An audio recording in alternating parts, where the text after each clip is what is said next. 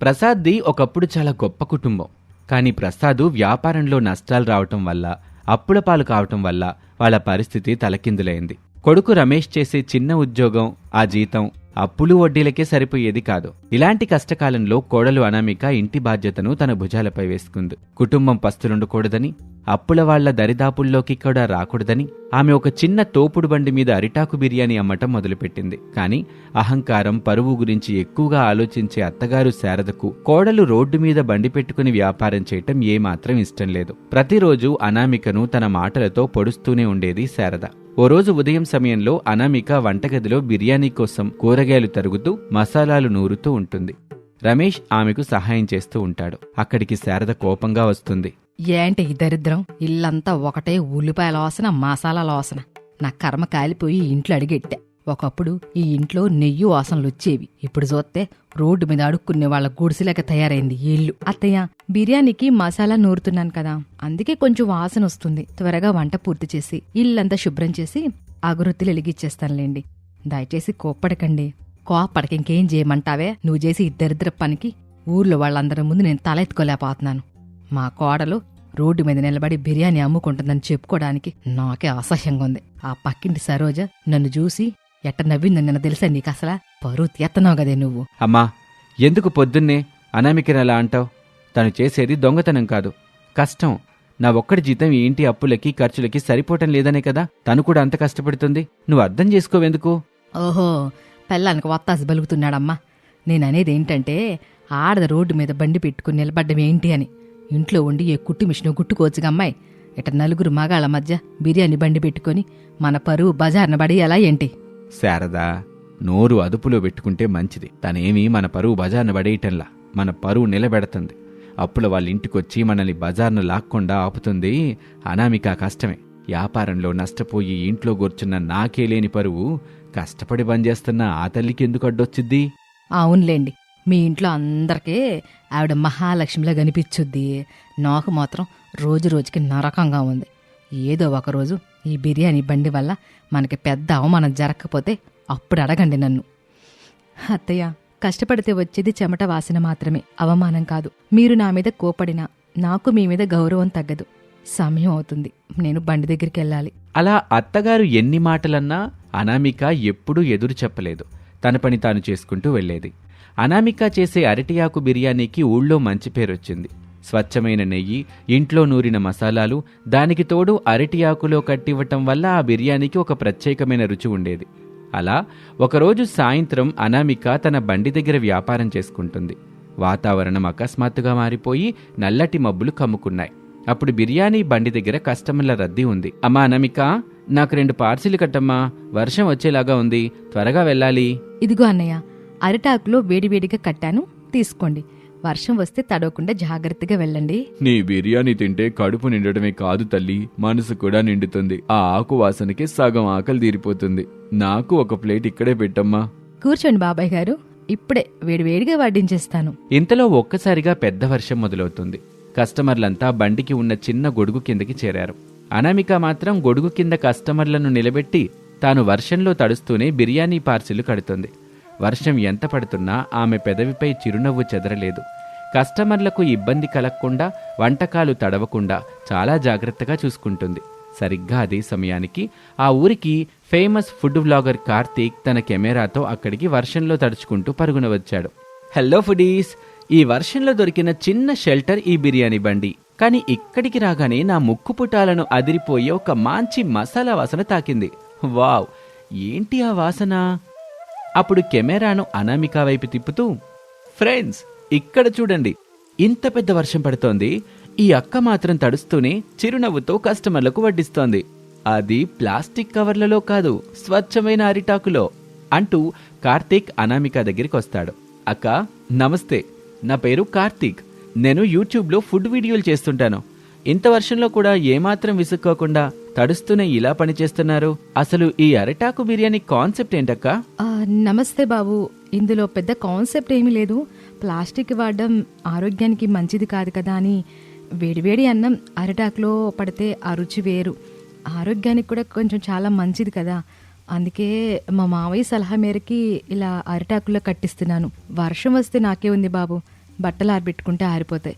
కానీ నా మీద నమ్మకంతో కడుపు నింపుకోవడానికి వచ్చిన వాళ్ళు ఆకలితో తిరిగి వెళ్ళకూడదు కదా. వావ్, గ్రేట్ అక్క. మీ మాటలు వింటుంటే చాలా ముచ్చటేస్తుంది. ఇంత కష్టపడుతున్నారు కదా. మీ ఇంట్లో ఎవరెవరుంటారు? మా అత్తయ్య, మా మావయ్య, నా భర్త ఉంటారు బాబు. మా కుటుంబం చాలా మంచిది. మా మావయ్య నన్ను సొంత కూతురులా చూసుకుంటారు. నా భర్త నా ప్రతి అడుగులో తోడుగా ఉంటారు. వాళ్ళ ముఖాల్లో సంతోషం చూడడం కోసమే నా ఈ చిన్న ప్రయత్నం. బాబు, ఈ తల్లి చేతి వంట అమృతం. ఊళ్ళో ఎంత పేరున్న హోటల్కి వెళ్ళినా ఈ రుచి రాదు. పైగా తను మాట్లాడే పద్ధతి, కస్టమర్లను గౌరవించే తీరు చాలా గొప్పగా ఉంటాయి. అద్భుతం అక్క. దేవుడు మీకు మంచి మనసు మాత్రమే కాదు, చేతిలో ఒక అద్భుతమైన మాయ కూడా ఇచ్చాడు. ఫుడీస్, ఈ అరటి ఆకు బిర్యానీ టేస్ట్ నెక్స్ట్ లెవెల్లో ఉంది. వర్షంలో తడుస్తూ కూడా ఫ్యామిలీ కోసం కష్టపడుతున్న ఈ అక్క డెడికేషన్కి హ్యాట్స్ ఆఫ్. ఈ వీడియోని ఖచ్చితంగా వైరల్ చేయండి ఫ్రెండ్స్. డబ్బులు ఇవ్వండి బాబు. వైరల్ ఫీవర్ లాంటివి ఏం వద్దులే, కానీ మీ ఆరోగ్యం జాగ్రత్త. వర్షంలో తడవకండి. అలా అనగానే కార్తీక్ వెళ్ళిపోయాడు. అనామిక ఆ రోజు వర్షంలో వ్యాపారం ముగించుకొని ఇంటికి వెళ్లి పనులు చేసుకుంది. మరుసటి రోజు ఉదయం శారద ఎప్పట్లాగానే అనామికని దెప్పిపడవటం మొదలుపెట్టింది. నిన్న వర్షంలో పిచ్చుకొకలాగా దడిసొచ్చావు. ఏం సాధించావు? ఈ బండి వల్ల నువ్వు లక్షలు సంపాదించింది లేదు, కోట్లు వెనకేసుకుందే లేదు. పైగా నా కొడుకును కూడా వంటవాళ్లాగా మార్చేస్తున్నావు. శారదా, మళ్ళీ తెల్లారక ముందే ఏంటే నీ పోరు? నిన్న వర్షంలో దడిసా పిల్ల ఒళ్ళు వెచ్చబడింది. రాత్రంతా జ్వరంతో బాధపడుతున్నా ఉదయాన్నే లేచి అందరికీ టీ పెట్టి ఇచ్చింది. నీ కళ్ళుండి కూడా ఆ పిల్ల కష్టం నీకు అనిపించట్లేదా? నాకేం కనిపించిద్ది? ఊళ్ళో వాళ్ళని మాటలు మాత్రమే నాకు వినిపిస్తాయి. ఆఖరికి ఆ సరోజ దగ్గర కూడా నేనే సులకనైపోతున్నాను. అంతలో రమేష్ చేతిలో సెల్ ఫోన్ పట్టుకుని ఆనందంగా అక్కడికి పరుగున వస్తాడు. అమ్మా, నాన్నా, అనామిక ఎక్కడున్నావు? బయటికి రా, తొందరగా రా. ఏంటండి, ఏమైంది? ఎందుకలా అరుస్తున్నారు? ఏం జరుగుతుంది ఇంట్లో? వాడట్ట అరుస్తున్నాడు, మీరేమో ఏమైందోనని కంగారు పడుతున్నారు. అమ్మా, నా ఆనందాన్ని ఆపుకోలేకపోతున్నానమ్మా. మన అనామిక సెలబ్రిటీ అయిపోయింది. నిన్న రాత్రి ఆ వర్షంలో అనామిక బండి దగ్గర ఒక కుర్రాడొచ్చాడు. వాడు ఇంటర్నెట్లో పెద్ద వ్లాగర్ అంట. వాడు మన అనామిక వీడియోని నెట్లో పెట్టాడు. ఒక్క రాత్రిలో ఆ వీడియో వైరల్ అయిపోయింది. వైరల్ ఏంట్రా? ఆ పిల్లకే జ్వరం వచ్చుంటే మళ్ళీ ఆ వీడియోకి జ్వరం రావటం ఏంటి? అర్థమయ్యేలాగా చెప్పరా. నాన్న, వైరల్ అంటే జ్వరం కాదు. ఇంటర్నెట్లో ఆ వీడియోను లక్షలాది మంది చూశారని అర్థం. రాత్రికి రాత్రే దాదాపు 50 లక్షల మంది ఈ వీడియో చూశారు. కింద జనాలు పెట్టిన కామెంట్లు చూస్తే మీకు కన్నీళ్ళొస్తాయి. ఏంటి, 50 లక్షల మందా? అంతమంది మన కోడలను చూసేరా? ఏం రాశారా అందులో? పరువు తీశారా ఏంట్రా? పరువు తీయటం కాదమ్మా, మన పరువుని ఆకాశానికి ఎత్తారు. అప్పుడు రమేష్ ఫోన్లో కామెంట్లు చదువుతూ, ఇదిగో విను, ఇంత వర్షంలో తడుస్తూ కూడా చిరునవ్వుతో అన్నం పెడుతున్న ఈ అక్క నిజంగా అన్నపూర్ణ అని ఒకరు రాశారు. ఫ్యామిలీ కష్టాల కోసం అహంకారం పక్కన పెట్టి రోడ్డు మీద బిర్యానీ అమ్ముతున్న ఈ ఆడబిడ్డకు నా పాదాభివందనాలు అని ఇంకొకరు.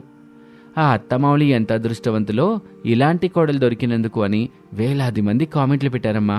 అనామిక, నువ్వు మామూలు దానివి కాదు. నాకెందుకండి ఇదంతా? నా కుటుంబం కడుపు నిండితే నాకు అంతే చాలు. లక్షల మంది చూశారని నాకు గర్వం లేదు. నా అత్తమామలు నన్ను మెచ్చుకుంటే అదే నాకు 10,000. అప్పుడు రమేష్ చదువుతున్న ఆ కామెంట్లు వింటుంటే శారద గుండెల్లో కూడా ఏదో బాధ మొదలైంది. తను ఎవరిని చూసైతే అసహ్యించుకుందో, ఎవరినైతే పరువు తీస్తుందని తిట్టిందో, ఈరోజు ప్రపంచం మొత్తం ఆమెను నెత్తిన పెట్టుకుంటుంది. దాంతో శారదకు తన తప్పు అర్థం కాసాగింది. ఇంతలో పక్కింటి సరోజ, మరికొంతమంది ఇరుగు పొరుగు వాళ్ళు ప్రసాద్ వాళ్ళ ఇంట్లోకొచ్చారు. శారదక్కోయ్, చూసేవా మీ కోడల వీడియో? నా కొడుకు పొద్దున్నే లేచి చూపించాడు. యావన్నం ఉందా అసలు మీ కోడలో? వర్షంలో తొడుతూ కూడా ఎంత బాగా మాట్లాడుతుందో కదూ. నిన్నటిదాకా మీ కోడలో రోడ్డు మీద వ్యాపారం చేస్తుందని నేను తప్పుగా మాట్లాడానమ్మాయి. నేను క్షమించకోయ్. మీ కోడల కష్టం ముందు నా అహంకారమో ఎంత చిన్నదో నాకు ఇప్పుడిప్పుడే అర్థమైంది అమ్మాయి. అప్పుడు అక్కడున్న పొరుగింటి కాంతం శారదతో ఇలా అంటుంది. అవును శారదమ్మ, మీ కోడలు ఆ వీడియోలో మా అత్తమామలు నన్ను కన్న కూతుర్లా చూసుకుంటారని చెబుతుంటే నాకు కళ్ళ వెంబడి నీళ్ళొచ్చేసాయి. ఇంత కష్టపడుతూ మీ పరువుని ప్రపంచం ముందు ఎంత గొప్పగా నిలబెట్టిందో చూడు. నువ్వు నిజంగా చాలా అదృష్టవంతురాలు శారదమ్మ. చూసావా శారదా, నేను ఏనాడో చెప్పాను ఆ పిల్ల మన ఇంటికి మహాలక్ష్మి అని. ఈరోజు నా కోడల గురించి నలుగురు గొప్పగా మాట్లాడుకుంటుంటే నా జన్మ ధన్యమైనట్టుంది.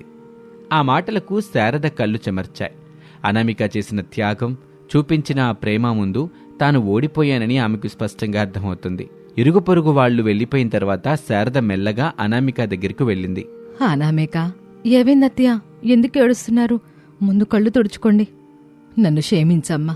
నా పరువు అహంకారం అనే మాయలో పడిపోయి నీ కష్టాన్ని నీ మంచి మనసుని సోడలేకపోయా.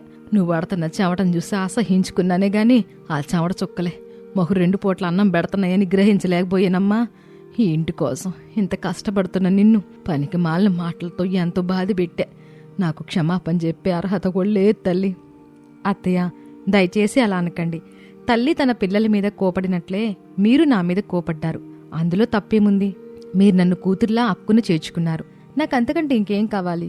మీరిలా ఏడిస్తే నా మనసు ఊరుకోదు. శారదా, ఆ తల్లి మనసు చాలా పెద్దది. నీ మార్పును చూసి ఇప్పుడు దేవుడు కూడా సంతోషిస్తాడు. మన కష్టాలన్నీ ఇంక తీరిపోయినట్టే. అవునమ్మా, ఇందాకే ఒక పెద్ద క్యాటరింగ్ కంపెనీ వాళ్ళు ఫోన్ చేశారు. అనామిక వీడియో చూసి మన అరిటాకు బిర్యానీకి పెద్ద ఆర్డర్ ఇస్తామంటున్నారు. మన అప్పులన్నీ త్వరలోనే తీరిపోతాయమ్మా. అంతా నా కోడలు చలవ. నా బంగారు తల్లి పడిన కష్టానికి దేవుడిచ్చిన బహుమానమిది. అనామేక, ఇకపై నీకు వంటలు నేను సాయం చేస్తానులే తల్లి. మనమిద్దరం కలిసి ఆ బిర్యానీ వ్యాపారం చేసుకుందామమ్మా. మన ఇంటి పేరుని ఇంకా గొప్పగా నిలబెడదాం. అలాగే అత్తయ్య, అందరం కలిసే చేద్దాం. మన కుటుంబాన్ని ఆనందంగా చూసుకుందాం.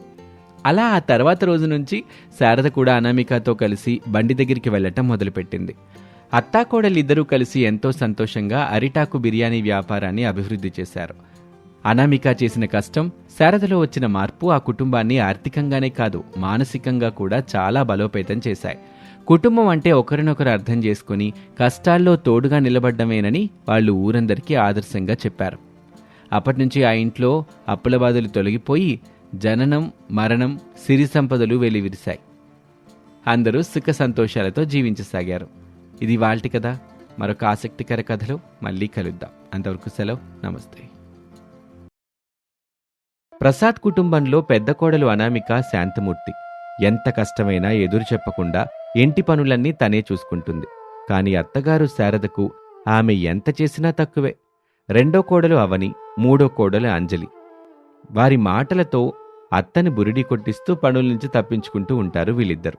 ఓ రోజు సాయంత్రం ఆకాశం మేఘావృతమై ఉండగా ఇంట్లో గొడవ మొదలైంది. అనామిక, ఓ అనామిక, ఎక్కడ చచ్చావమ్మా? పొద్దున్నే లేచినప్పటి నుండి ఈ నడుము నొప్పితో నా ప్రాణం పోతుంది. కాస్త వేడివేడిగా కాఫీ గాచి ఇమ్మని చెప్పి గంట దాటిపోయింది. నీ పనులు ఎప్పుడు ఉంటాయిగా, రోలెల్లి మధ్యలతో మొరపెట్టుకున్నట్లు. ఎంతసేపటికి నీ నత్తనడక మారదే. ఇదిగోండి అత్తయ్య, మీకోసం ఇప్పుడే మరిగించిన వేడివేడి ఫిల్టర్ కాఫీ. పిల్లలు హరీష్ నవ్యలు ఆకలని అల్లరి చేస్తున్నారు. కాస్త వేడివేడిగా వాళ్ళకేమైనా పాలిద్దామని ఉంచానంతే. వాళ్ళని పడుకోబెట్టొచ్చేసరికి కొంచెం ఆలస్యమైంది. ఏమనుకోకండి, నన్ను క్షమించండి అత్తయ్య. నీకెప్పుడు పిల్లల సాకులు చెప్పడం అలవాటేగా. చేతకాని పనికి వాందల వాంకలు అంటారు. ఆ వంతు నీకే సెల్లుద్దులే. నీకంటే ఆ అవని అంజలిని చూసి నేర్చుకో. ఎంత చురుగ్గా చేమల్లాగుంటారో తెలుసా? అత్తయ్యకి ఏ లోటు రాకుండా చూసుకుంటారు. వాళ్ళకి నా మీదున్న గౌరవంలో నీకు 100 వంతైనుందా? అవునత్తయ్య, మీ ఆరోగ్యం గురించి నాకెంతో ఆందోళనగా ఉంది. ఇప్పుడే ఆన్లైన్లో మీ వయసు వారికి వచ్చే వెన్నునొప్పి నివారణ జాగ్రత్తలు చాలా చదివాను. రేపటి నుండి మీకు నడునొప్పి క్షణాల్లో తగ్గిపోయేలా కొన్ని అద్భుతమైన యోగా చిట్కాలు, ఆసనాలు నేర్పిస్తాను.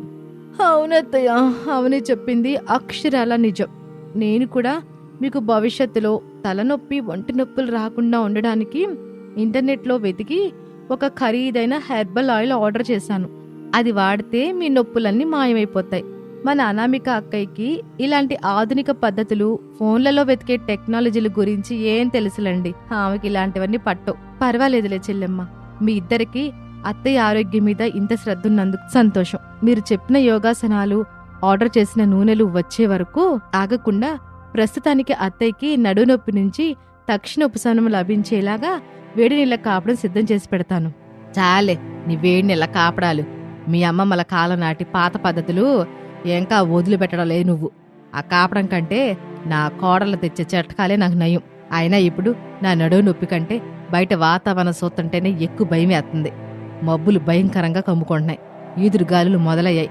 ఖచ్చితంగా పెద్ద వర్షం వచ్చేలాగుంది. మన తాతల కాలం నాటి పాత పెంకుటిల్లు ఎక్కడ కురిసి నెత్తిమీద పడుద్దోనని నా గుండె గూడు చెదిరిపోతుంది. ఇక అప్పుడే ప్రసాద్ కంగారుగా హాల్లోకి నడుచుకుంటూ వస్తూ, అవును శారదా, నీ భయం నిజమే. నేనిప్పుడే మన రచ్చబండ దగ్గరికి వెళ్ళొచ్చాను. ఊళ్ళో వాళ్ళంతా ఈసారి వచ్చే తుఫాను చాలా భయంకరంగా ఉంటుందని మాట్లాడుకుంటున్నారు. కాలువల గట్టుకే ప్రమాదం ఉందంట. మన ఇల్లు చాలా కాలం క్రితంది, పాతదైపోయింది. పైన పెంకులు కూడా సరిగ్గా లేవు.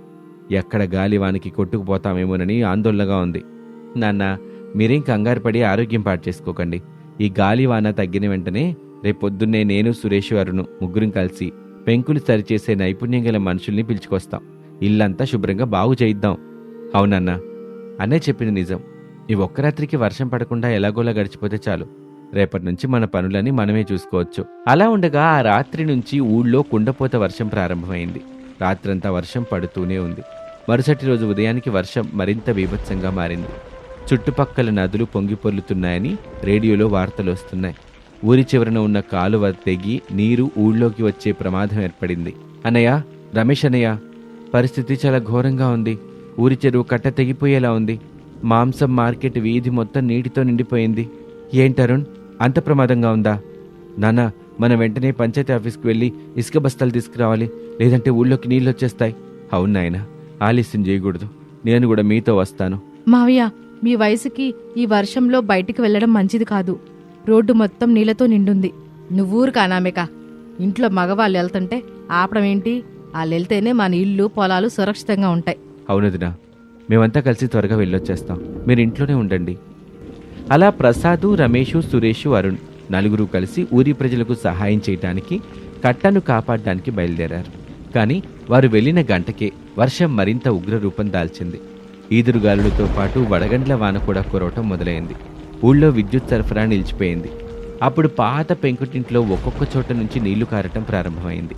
దానికి తోడు వరద నీరు నెమ్మదిగా ఇంటి ఆవరణలోకి రావటం మొదలైంది.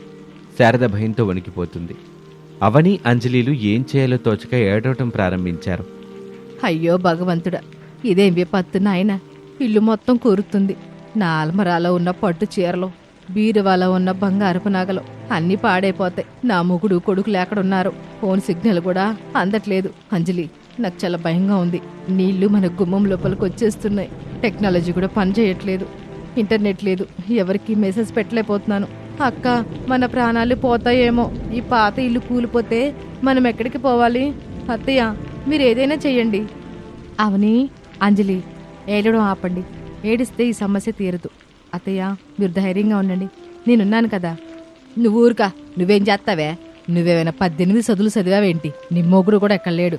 మనల్ని ఎవడు కాపాడతాడు? అత్తయ్య, చదువు కంటే సమయస్ఫూర్తి ముఖ్యం. ఇప్పుడు మన పాత ఇల్లు ఏ క్షణమైనా కూరిసి గోడలు నానిపోయే ప్రమాదం ఉంది. మనం వెంటనే ఇల్లు ఖాళీ చేయాలి. అమ్మా, నాకు చాలా భయంగా ఉందమ్మా. అమ్మా, ఉరుములు చాలా గట్టుకొస్తున్నాయి. అమ్మా, చలిగా ఉంది. ఏడవకండి నాన్న, మీ అమ్ముంది కదా. హరీష్, నువ్వు చేయి గట్టిగా పట్టుకో. అలా అనుకుంటూ ఉండగానే ఇల్లు మొత్తం మోకాళ్ల లోతు నీటితో నిండిపోతుంది. పెంకులు ఒక్కొక్కటిగా జారి కింద పడుతున్నాయి. వరద భయంతో శారద కదల్లేక ఒకే చోట కూర్చుండిపోయింది. అనామికకి మామగారు ఎప్పుడు చెప్పే మాటలు గుర్తొచ్చాయి. ఇంటి స్థలం కాగితాలు, పొలం పత్రాలు బీరువా కింద అరలో భద్రంగా దాచారని ఆమెకు తెలుసు. అత్తయ్య, ఆస్తి పత్రాలు, ముసల్తనానికి దాచుకున్న బ్యాంక్ పుస్తకాలు ఎక్కడ పెట్టారో మీకు తెలుసా? పత్రాలా? ఆ బీరువా లోపల కింద ఒక నల్ల డబ్బాలు ఉన్నాయి అనామిక. కానీ బీరువా తాళం నా దగ్గర లేదు. మీ మామయ్య గారే పట్టుకెళ్లారు. ఆ కాగితాలు తడిసిపోతే మన కుటుంబం రోడ్డును పడుద్ది. మీరేం కంగారు పడకండి అత్తయ్య, నేను ఎలాగైనా వాటిని బయటకు తీస్తాను. అలా చెప్పి అనామిక గదిలోకి వెళ్ళింది. తాళం లేకపోయేసరికి పక్కనే ఉన్న ఒక రోకలి బండను తీసుకుని ఎంతో కష్టపడి బీరువా తలుపుని పగలకొట్టింది. లోపల ఉన్న నల్లటి డబ్బాను బయటకు తీసి పత్రాలు తడిసిపోకుండా ఒక ప్లాస్టిక్ కవర్లో భద్రంగా చుట్టి తన నడుముకి గట్టిగా కట్టుకుంది. అత్తయ్య, ఇదిగోండి, పత్రాలన్నీ భద్రంగా నా నడుముకు కట్టుకున్నాను. ఒక్క కాగితం కూడా తడవలేదు.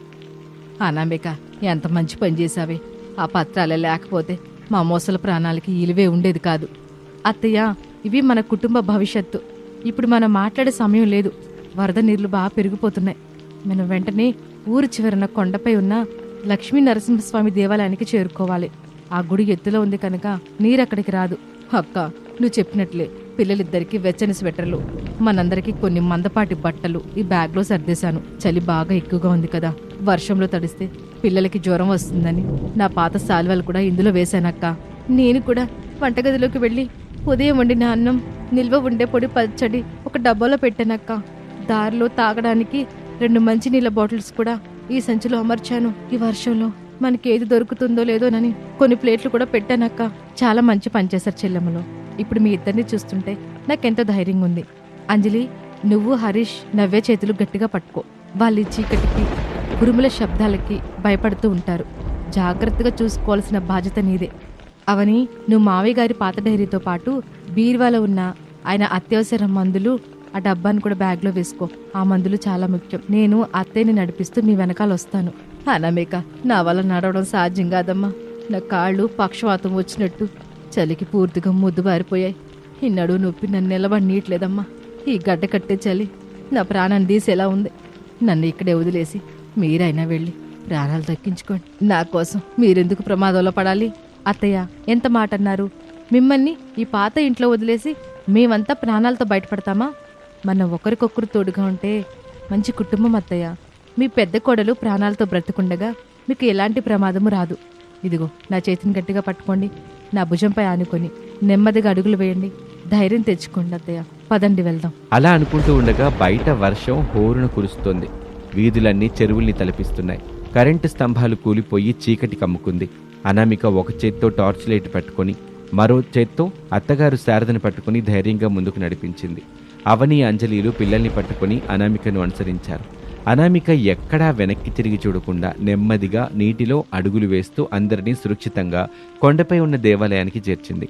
దేవాలయం మండపంలో అందరూ ఊపిరి పీల్చుకున్నారు. అక్కడ చుట్టుపక్కల ఊరి జనం కూడా ఆశ్రయం పొందారు. అమ్మయ్య, ప్రాణాలు దక్కాయి.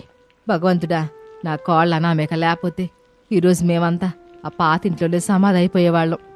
అత్తయ్య, ముందు ఈ ఎండు దుప్పట్లు కప్పుకోండి. అవని, పిల్లలకు కాస్త అన్నం తినిపించవా? అంజలి, అత్తయ్యకి మందులు. అక్క, నిజంగా నువ్వు దేవతవక్క. మేమెప్పుడు నిన్ను తక్కువ చేసి మాట్లాడేవాళ్ళం. నీ పనులు నత్తనడకంటూ అత్తయ్యతోటి తిట్టించేవాళ్ళం. కానీ ఈరోజు మా ప్రాణాలు కాపాడింది నువ్వే అక్క. అవునక్క, నేనెప్పుడు నా స్వార్థం చూసుకునేదాన్ని. కానీ నువ్వు మాత్రం కుటుంబం కోసం చాలా రిస్క్ తీసుకున్నావు. మమ్మల్ని క్షమించక్క. మీరేం మాట్లాడుతున్నారు చెల్లెమ్మలు? మనమంతా ఒకే ఇంటి కోడళ్ళం. తోటి కోడళ్ళంటే తోబుట్టువుల కంటే ఎక్కువ. ఒకరికొకరు సహాయం చేసుకోపోతే ఎలా? అత్తయ్య, మీరేం బాధపడకండి. మావయ్య, రమేష్ అందరూ సురక్షితంగా ఉంటారు. అనామిక, నా కళ్ళు ఎన్నాళ్ళకి తెరిపించావమ్మా. నిన్నెప్పుడు వంటింటికి పరిమితమని పెద విరిసేదాన్ని. కానీ విపత్తొత్తే మా కుటుంబానికి ఆపద్ బాంధవయ్యావమ్మా. నీ అసలు విలువ ఈ వర్షం సాక్షిగా నాకు తెలిసిందమ్మా. నన్ను క్షమించు. అత్తయ్య, పెద్దవాళ్ళు మీరు. నన్ను క్షమాపణ అడగండి. మీ ఆశీర్వాదం ఉంటే నాకు అదే 10,000. అలా ఉండగా మరుసటి రోజు ఉదయానికి వర్షం తగ్గింది. వరద నీరు కూడా నెమ్మదిగా ఆగింది. కొండపై ఉన్న దేవాలయానికి రమేష్, సురేష్, అరుణ్ ప్రసాదులు కంగారుగా పరిగెత్తుకుంటూ వచ్చారు. తమ కుటుంబం మొత్తం సురక్షితంగా ఉండటం చూసి వారి కళ్ళల్లో ఆనంద బాష్పాలు రాలాయి. అనామిక, పిల్లలు, అమ్మా, నాన్న అందరూ బాగున్నారా? వరద రాగానే మా ప్రాణాలు గాల్లో కలిసిపోయాయి. ఇటువైపు రావటానికి దారి లేక రాత్రంతా అక్కడే ఉండిపోయాం. అవునమ్మా శారద, ఇల్లు మొత్తం కూలిపోయే పరిస్థితి వచ్చిందంటగా. మీరంతా ఎట్ట బయటపడ్డారు?